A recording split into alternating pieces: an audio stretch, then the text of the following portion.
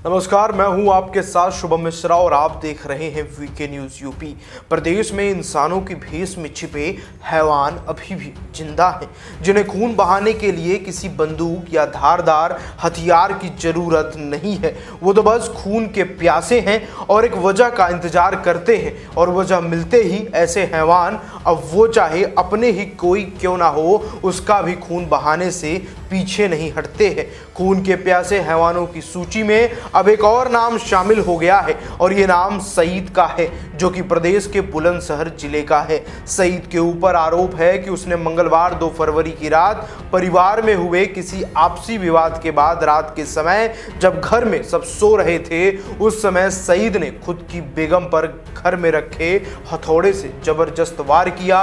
और ये देख सईद की 3 बेटियां भी आगे आईं और वो अपनी मां को अब्बा सईद से बचाने लगी, लेकिन सईद के सर पर तो खून सवार था। उसने ना आओ देखा और ना ताओ, और बीच बचाव करने पहुंची खुद की ही बेटियों पर हथौड़े से वार करना शुरू कर दिया। सईद हथौड़े से अपनी बेगम शकीला और 3 बेटियों पर जानलेवा प्रहार करता रहा, और जैसे ही उसने देखा बेगम शकीला और 3 बेटियां हथौड़े के प्रहार से लहूलुहान हो गई हैं, तो मौके से शहीद अपनी बेगम और बेटियों को मरने के लिए छोड़कर फरार हो गया।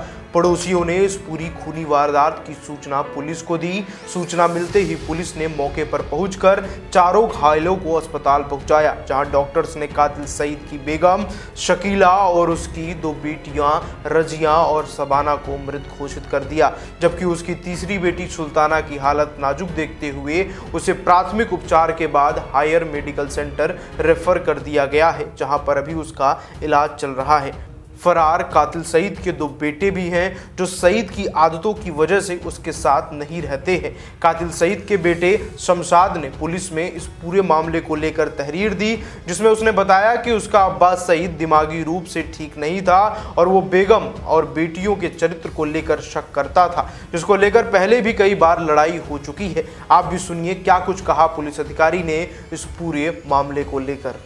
थाना शिकारपुर के मोहल्ला अंबेडकर नगर में आज एक दुखद घटना हुई है, जिसमें सईद मेंटल नाम के एक व्यक्ति, जिसकी उम्र लगभग 60 वर्ष है, इसके द्वारा अपनी पत्नी सफीला, जिसकी उम्र 50 साल थी, बेटी रजिया और दूसरी बेटी शबाना, रजिया की उम्र 20 साल और शबाना की उम्र 15 वर्ष तथा तीसरी बेटी सुल्ताना, जिसकी उम्र 18 वर्ष है, इन तीनों के सर में रात में हथौड़े से प्रहार किया, जिसमें से पत्नी सफीला, बेटी रजिया और शबाना की मौके पर मृत्यु हो गई है। तीसरी बेटी सुल्ताना घायल अवस्था में है, हॉस्पिटल में है, फिलहाल बातचीत कर रही है। अभियुक्त मौके से भागने में सफल है तथा उसकी गिरफ्तारी के लिए लगातार हम लोग प्रयास कर रहे हैं। इस प्रकरण में इसके परिवार के अन्य सदस्य, इसके 2 बेटे भी हैं, जो पिता की गतिविधियों से रुष्ट होकर के थोड़ा दूर रहने लगे थे, अलग मकान में, वो भी शादीशुदा हैं, वो भी मौके पर मौजूद हैं। इसमें उल्लेखनीय यह है कि जो मृतक की पत्नी और बच्चियाँ थी, बेटियाँ, ये मजदूरी का काम करती हैं। पति मानसिक रूप से थोड़ा सा मेंटल किस्म का है, इसलिए लोगों ने इसका नाम सईद मेंटल रख रखा है। इसे अपने पत्नी और बेटियों के चरित्र को लेकर के शक था, और उस आधार पर इसके द्वारा एक दुखद घटना की गई है, और हम अभी इसकी गिरफ्तारी के लिए प्रयासशील हैं। सर, तहरीर दे दी गई है क्या? नहीं, तहरीर अभी प्राप्त नहीं हुई है, लेकिन मौके पे हम लोगों ने जो देखा है, परिवार के सारे लोग, इसके पुत्र और भाई आज मौजूद हैं, उनके द्वारा ये बातें बताई।